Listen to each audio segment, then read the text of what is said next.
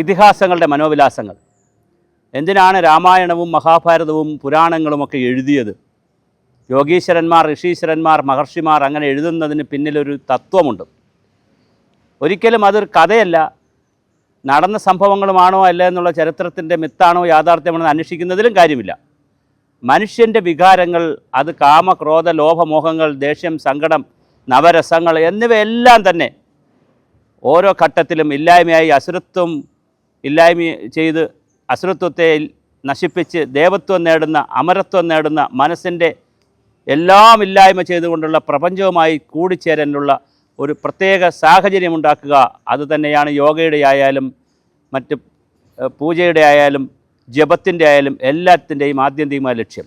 അപ്പോൾ മനുഷ്യനെ ആത്മീയതയുടെ കാണാപ്പുറങ്ങളിലേക്ക് എത്തിക്കുന്നതിനും പ്രപഞ്ച മനസ്സുമായും പ്രപഞ്ചത്തിൻ്റെ ആത്മാവുമായും പരമാത്മാവുമായും ജീവാത്മാവുമായിട്ടുള്ള ബന്ധങ്ങളെയൊക്കെ പുഷ്ടിപ്പെടുത്തുന്നതിനും മനസ്സിലാക്കുന്നതിനും വേണ്ടിയിട്ടാണ് ഈ കഥകളൊക്കെ പറഞ്ഞത്. മനുഷ്യന് മനസ്സിലാകുന്നതിന് വേണ്ടി രാമനെയും അത് കൃഷ്ണനെയും അർജുനെയും ഒക്കെ അവതരിപ്പിച്ചു, പാണ്ഡവരെയും അതുപോലെ തന്നെ രാമായണത്തിലെ കഥാപാത്രങ്ങളെയും മഹാഭാരതത്തിലെയും മറ്റ് പുരാണങ്ങളിലെയും ഒരുപാട് കഥാപാത്രങ്ങളിലൂടെ പറഞ്ഞുവെങ്കിലും അതിൻ്റെ എല്ലാറ്റിൻ്റെയും ആന്തരികമായ സത്ത യോഗീശ്വരന്മാർ കണ്ടിരുന്നത് മാനസാന്തരത്തിൽ തന്നെയാണ്.